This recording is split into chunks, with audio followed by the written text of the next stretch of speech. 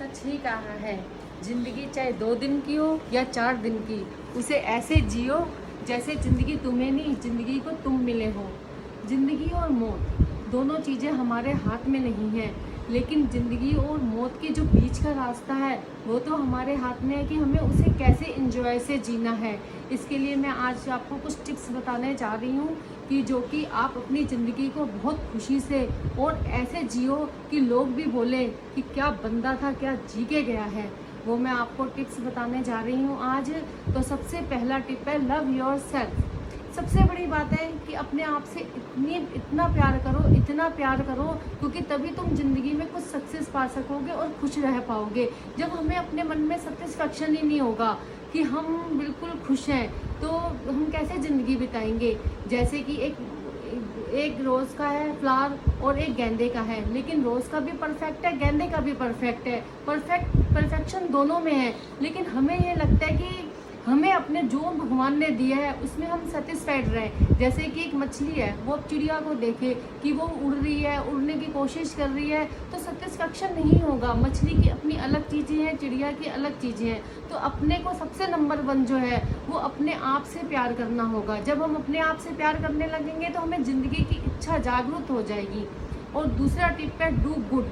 हमेशा अच्छा करो, जितना तुम्हारे हाथ में हो उतना अच्छे कर्म करो, क्योंकि कर्म का फल यहीं पे मिलेगा। और जब हमें किसी चीज़ का डर ही नहीं होगा कि हम अच्छा कर रहे हैं, तो ज़िंदगी में हमें ग्लानि नहीं होगी कि हमने कभी अच्छा नहीं किया। जैसे कि अभी तो मानव जन्म भी हमेशा एक बार मिलता है, पता नहीं हमारे कर्मों का फल देख के हमें ये कॉन्ट्रैक्ट रिन्यू हो के ना हो, हमें दोबारा मानव जन्म मिले ना मिले, क्योंकि मानव जन्म में ही हम सारे अच्छे कर्म कर सकते हैं। हमें इतनी अच्छी अपॉर्चुनिटी मिली है, तो हमें हमेशा अच्छे करते रहना चाहिए, लोगों का भला करते रहना चाहिए। हमें इस चीज़ का गम ना हो कि हमने कभी कुछ अच्छा नहीं किया।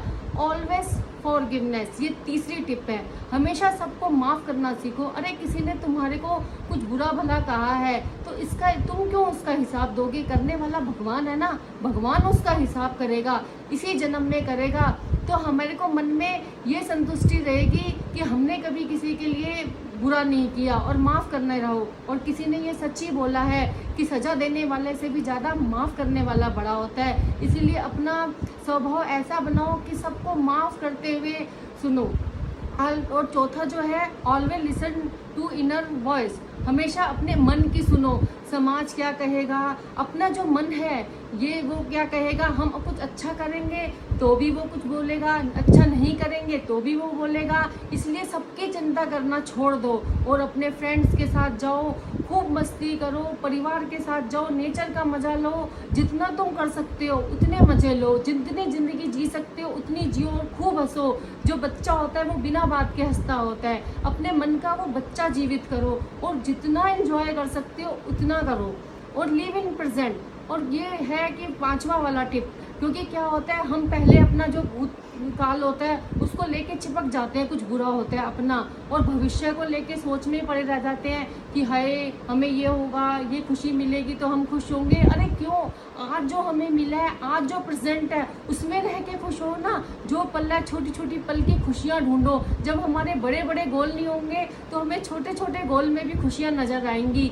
छोटे से छोटे पल को कैसे खुश बना सकते हो ये आप देखो। हर पल जियो, हर पल जियो, मस्त रह के जियो, क्योंकि जो प्रेजेंट है उसको बिल्कुल ऐसे उसको जी लो कि भाई हमारा मन खुश रहे हमेशा।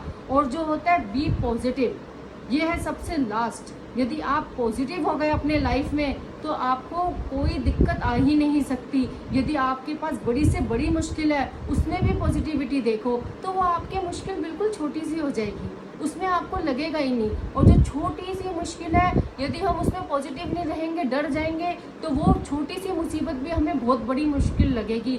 इसीलिए लोगों ने सही कहा है ना कि पॉजिटिविटी जो है वो हमारी ज़िंदगी में इतनी हमारी उम्र को भी बढ़ा देगी, क्योंकि हमें कष्ट ही नहीं होगा, हमारे दिल पे फ़र्क ही नहीं पड़ेगा। हमेशा पॉजिटिविटी लेके चलो और अपने ज़िंदगी को ऐसे जियो कि लोग याद रखें।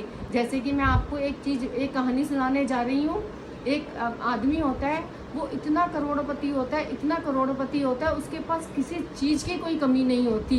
और वो ना अपनी फैमिली में ध्यान देता था, ना उसके कोई दोस्त थे, ना कभी उसने कोई छोटा पल भी इंजॉय किया। बच्चे भी बैठे रहते थे उसके इंतज़ार में कि पापा आएंगे तो हम खाएंगे। पत्नी भी बेचारी इंतज़ार में रहती थी। उसने अपनी ज़िंदगी में सब कुछ किया, खूब पैसा कमाया, केवल इंजॉय नहीं किया। एक दिन वो करोड़पति सो रहा होता है। अब सुबह सुबह देखता है, आँख खुलती है, यमराज आ जाते हैं, चलो भाई आपका टाइम हो गया, अब तो आप ऊपर चलो। वो बंदा घबरा जाता है, कहता है कि अरे अभी मैंने तो ज़िंदगी नहीं जी, अभी तो मुझे ये भी देखना है, बच्चों के साथ भी पल बिताना है, सब कुछ करना है।